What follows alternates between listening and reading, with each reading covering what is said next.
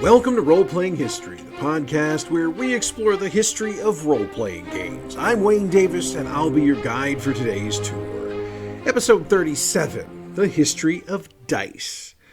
I've been promising a YouTube exclusive on dice for a long time, and while that might still be a possibility, this week I decided to stop making you wait for it and instead bring you a podcast-friendly rundown on the history of dice, particularly as it pertains to role-playing games. So, as we get started, let's make sure we've got our definition clear. Dice are small, throwable objects with marked sides that can rest in multiple positions. They're used for generating random numbers, and this is done most frequently in board games, tabletop role-playing games, and casino dice games such as craps. So with our definition secure, let's get into the history of dice. Now, I will be getting into the history of dice in role-playing games because, come on, this is what the show's all about, but I'm just enough of a history nerd that I had to give you some basic history of dice before we got to that. Dice have been used longer than humans have been recording history, and for the record, historians and archaeologists have been unable to determine exactly where dice originated, who was responsible for them, and why somebody decided this was something humans needed. Of course, just because we don't know exactly where, when, and why they were created hasn't stopped some historians from putting their own theories out there. Among the most popular is that dice were a natural progression of fortune-telling. I mean, we use the term roll the bones for rolling dice. Well, in ancient times, fortune-tellers or soothsayers tossed actual freaking bones when they were telling fortunes. Sometimes they were the bones of hoofed animals, sometimes the bones of chicken or other types of fowl. So maybe at some point somebody decided that rather than kill all these animals for the soothsayer, maybe we could just come up with something they could use that was a permanent item.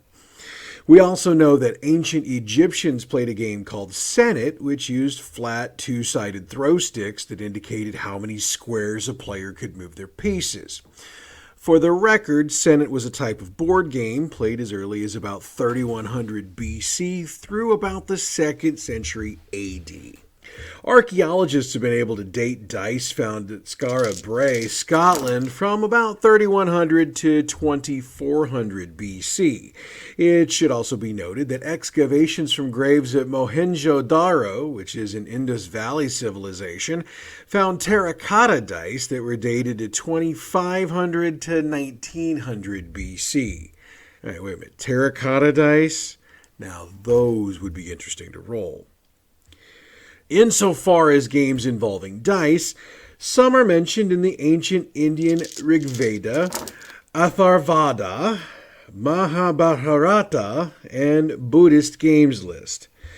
And in a reference I never thought I'd be making on this podcast, there are several biblical references to casting lots. Psalm 22 is one of these that comes to mind if you're wanting to fact-check me. What that tells us is that dice in games, and possibly games of chance, were somewhat commonplace when that psalm was written. Or it could literally mean that dice were used to choose positions for activities, much like a dice-off in modern game settings.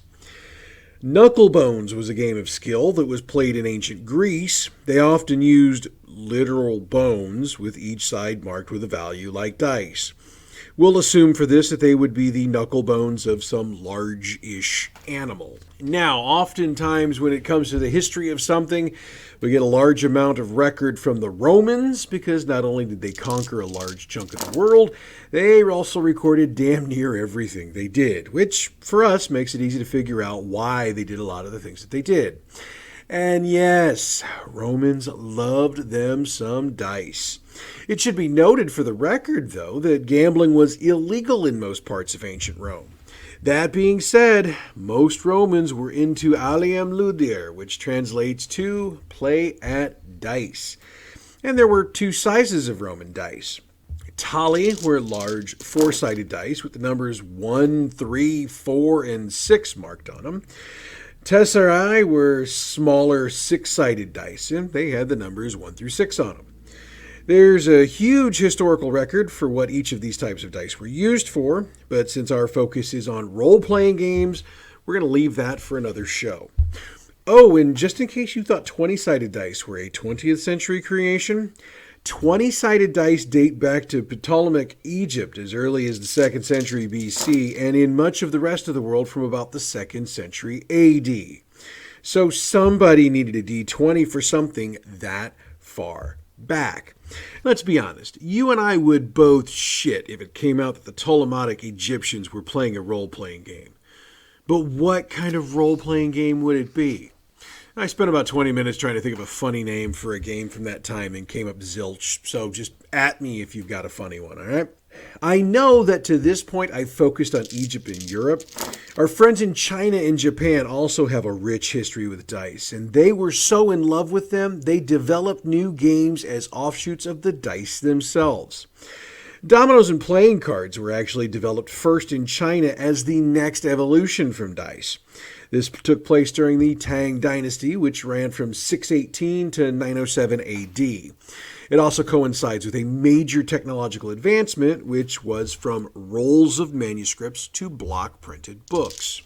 The Japanese used dice to play a very popular game called Sugoroku. For the record, there are two types of Sugoroku. Ban Sugoroku is similar to backgammon and dates back to the Heian period, which was 794 to 1185. Then there's Sugoroku, which is a racing game. Wasn't able to find any additional information on either of those games that was in English, so for now, that's the best I can do. As always, however, if you've got more information on these games, hit me up and we'll expand on them in another episode. Regardless of the game, how we use dice is pretty much universal. We throw, toss, or gently roll them either from our hand or from a cup or another container. And we typically roll them either onto a hard surface, such as a table or a hard floor, or into some sort of box or other container with sides that stop them from rolling away. Dice towers are another method for rolling dice, of course, and they take the use of the hand pretty much out of the equation, other than to drop the die into the tower opening. Then, obviously, the dice are added or otherwise utilized to check for the result. Hopefully, you get the desired result when you roll. And finally, just because I couldn't help myself, here's the technical names for the shapes of the most commonly used dice in role-playing games. 4-siders are tetrahedron. 6, that's easy, they're cubes. 8, octahedron. 10, pentagonal trapezoidahedron. Try saying that 3 times real quick, I dare you. 12, dodecahedron. 20, icosahedron. Okay, you should probably actually be able to say those a little quicker than I did, but piss on it, that's complicated. Most of us got our first introductions to dice with 6-siders, since they're still the most commonly used dice in the world. I mean, games from Yahtzee to Monopoly utilize them. And if I'm being honest, I stole a ton of 6-siders from my family games when I first started role-playing, so I'd have enough dice to look cool. Come on, don't tell me I'm the only one that did that. Alright, okay, jerk move. I hear you. So we've looked at where dice came from. Now let's get into the history of them in a role-playing sense. Of course, to do that, we're going to have to look back at the past time that was the inspiration for role-playing games. And those of you who've been with us since episode 1 know what that is. Miniature wargaming. By the way, I'm using information from that show as well as from playingattheworld.blogspot.com for some of this, just so we're being honest about where all the information is coming from. So if you'll think back to that very first episode, I mentioned that Prussian wargamers back in the early 19th century were the first to have what we would now call combat resolution tables. In other words, they had charts with possible results on them, which necessitated some way to determine what result would come to pass. So they brought in the dice. 6-sided dice, to be exact. In fact, 6-siders were the prominent dice used in miniature wargaming for well over a century. As Playing at the World noted in their article, other than a few experiments with D12s in the late 19th century, 6-siders were the prominent dice used until about the 1970s. I mean, hell, when Avalon Hill helped to launch the modern wargaming scene in the 1950s, they stuck with the tried, true, and easy-to-find 6-siders. Again, going back to the Playing at the World article, they noted that in the late 1960s and early 1970s, new, more elaborate charts and tables were being devised for wargaming, and they require different dice. After all, if you're setting up charts that have a percentage chance of something happening, you really can't work percentages with 6-sided dice. That's where the 20-siders came into play. But wait, I hear you saying, how does having 1 to 20 on a die help with percentages? Oh, young Padawan, the D20s of that period of time were not marked that way. As the article notes, the D20s these wargamers were using had 0 to 9 on the dice twice. Therefore, you could roll 2 of them and have a percentage, much like we do today with D10s. Oh, and how did we get to having the dice the way we have them now for sets? Again, and I am so glad I found this article in my research, Playing at the World notes that before about 1972, you couldn't really find D20s in the US. They were sold mainly in Japan and the UK.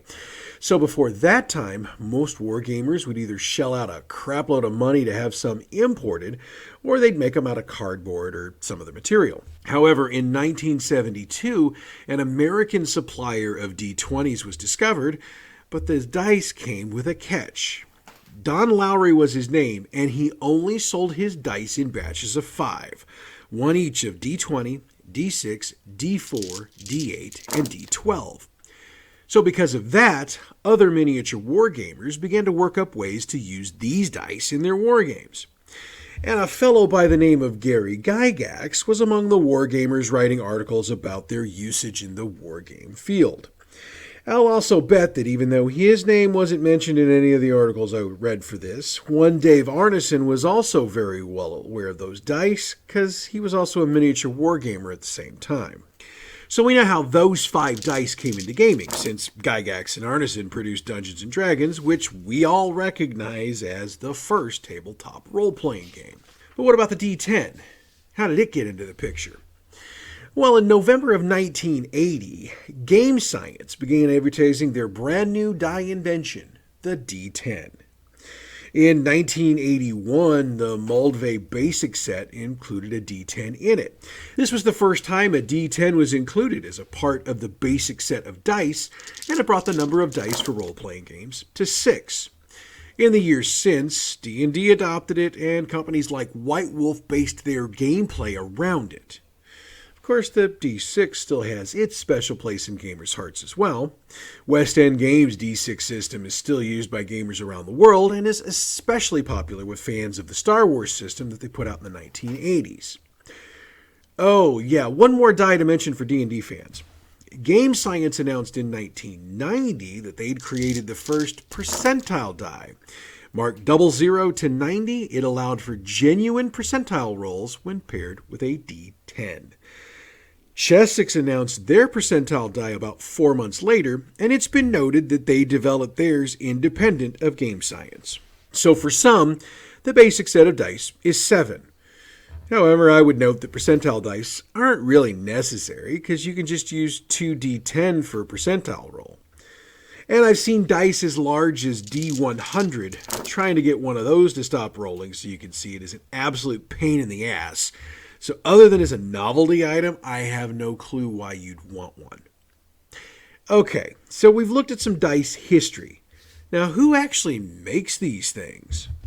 Look, these days there's a ton of dice companies out there, each with types of dice produced to be different than what everybody else is doing. However, for the sake of history, let's talk about the 2 companies I mentioned in the history list above, Game Science and Chessex. We'll start with Game Science. The company was founded in 1974 by Lou Zocchi and is headquartered in Bardstown, Kentucky. While the company has dipped its toes into the game production realm multiple times over the years, what they're known best for is dice. As I mentioned a moment ago, Game Science developed the first commercial D10 as well as the first commercial percentile die. While they still crank out the occasional rules for war games or small-ish role-playing games, dice continue to be their biggest seller. A check of their website, dicedepot.com, shows they've got dice of all shapes, sizes, and colors, and they've even partnered with companies outside the U.S. to import other dice for sale. While Game Science may not be the best known company, they are among the oldest, and I was always taught to respect my elders, so we're going to give them their props on today's show. Now, Chessex is a name I'll bet pretty much all of you have heard of before. I mean, chances are if you go to your friendly local neighborhood game shop, at least in the US, the dice they're going to be selling are going to be Chessex dice. Founded in 1987, Chessex is headquartered in Fort Wayne, Indiana. Much like Game Science, Chessex has also dipped its toes into the game publishing waters a time or two, but they merged that part of their business with the Armory in 1988 and formed Alliance Game Distributors. Nowadays, Chessex is all about the dice. And when what I consider a unique move, if you head to their website, chessex.com, one of the very first things you'll see is a notice from the company strongly urging you to purchase from your local retailer rather than their website. I have to admit, in this modern world of me first, it was kind of refreshing to see them do that. But if you don't have a local retailer for dice, they're more than happy to show you the selection. And trust me, they make a lot of dice. My preference, if I'm not buying one of their plastic cube with a matching set of dice, is to buy their pound of dice. It is literally a pound of random dice in a plastic bag. You never know what all you're going to get, but you can rest assured you're going to have a load of dice for your next game.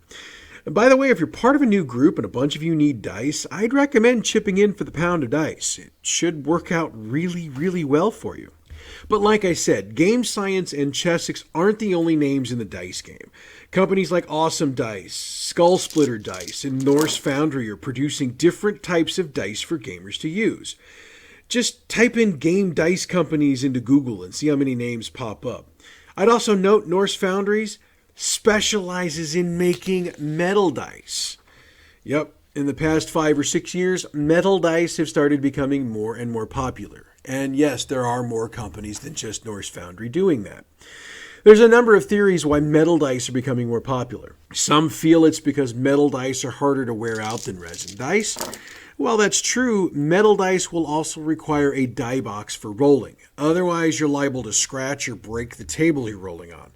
Believe me, I own a couple of sets of metal dice, and those bad boys are heavy. The other theory, just straight up, is because they're cool and different. And that's true in a lot of ways. I mean, you can do a lot of cool colors with resin and epoxy, but there's something about the look of a metal die you just cannot top with any other method. Now, that being said, I only own 2 sets of metal dice. All of my others are traditional. And it can be argued that a large majority of them are just in plain, boring colors. But that's on me. Oh, and I know that some of you out there are the do-it-yourself types. Well, there's a growing industry in that as well. You can purchase resin molds for dice either online or at hobby shops pretty much anywhere. All you need then are resin and colors for the resin. My friend Monica pointed out to me that you can use cheap makeup powder, like what you can buy at discount stores like Dollar Tree, to color your dice without spending a fortune. All you need then is a little free time, a bit of free space, and some patience. And with that, you can make your own dice for your game. Maybe I'll do a make-your-own-dice YouTube video since I stole the dice show for the podcast. Of course, it's not just about dice anymore. There's a growing section of the industry that's devoting itself to producing accessories for your dice. Now, when I started, the only die accessory we had was a Crown Royal bag. And that was if you were lucky enough to either have a parent who drank Crown Royal or a friend who had an extra bag you could get. Otherwise, you just had to come up with options. And I mean, over the years, I've had friends make dice bags for me, and I still have all of them, though I don't really use them much anymore. Because I am at heart still a Crown Royal bag guy. Sorry, not sorry. But if you're looking for more than that, companies like Wormwood Gaming create dice holders out of all types of wood that are not only functional, but they are miniature works of art. Fans of Critical Role should be familiar with Wormwood, as they were a sponsor of the show for quite some time during the second campaign. And if you've got a few extra bucks lying around, I'd highly recommend checking them out. Their stuff really is nice. They're not the only company out there doing this, though. Again, type in some game dice accessories in a Google search, and you'll get dozens of companies making everything from dice holders and carriers to dice trays to dice towers to dice rolling boxes. I mean, I've got a dice tower that I got for my birthday. It's a cheaper, more like balsa wood kind of deal, but it's really cool. All of them are really cool to look at, and most of them are pretty cost effective if you break it down. And for you to do it yourself, there's a ton of YouTube videos out there you could follow to make your own accessories. Just punch in what you want to learn about and follow along. I personally use a couple of felt-lined portable dice trays that snap together for use, then fold them down flat and put them in my backpack to transport. You can get those for about $10 US at your local game store.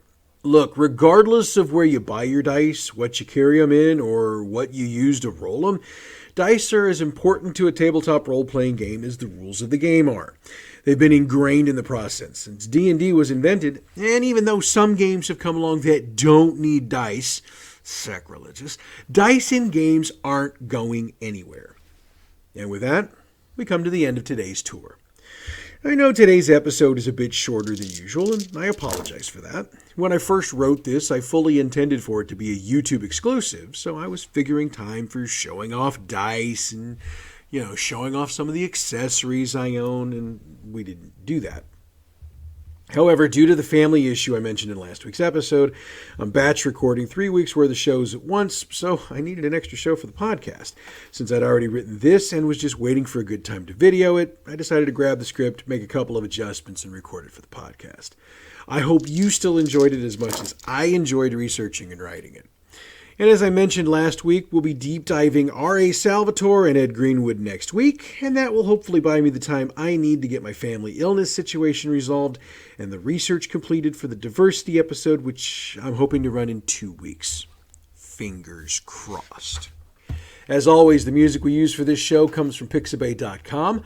If you're looking for really good royalty-free music for your presentation, I can't think of a better place to look. I want to thank you for your continued support and patience as my personal life continues to intrude on the production of this podcast. I am endeavoring to continue to bring you new shows each and every week, and your response to those shows motivates me to keep on keeping on, regardless of the obstacles I have to work around. So thanks for your listening, and thanks for continuing to believe in what we're building here. You can follow us on Facebook, Roleplaying History Podcast, Twitter @RoleplayingP, YouTube, Roleplaying History Podcast. You know the drill. Email roleplayinghistorypodcast@gmail.com. Okay, so next week we're going to look at the 2 biggest names in the history of the Forgotten Realms, at least from the creative standpoint, R.A. Salvatore and Ed Greenwood. This one's going to be fun, so don't miss it. But that's next week. Until then, I'm Wayne Davis, and you're Role-Playing History.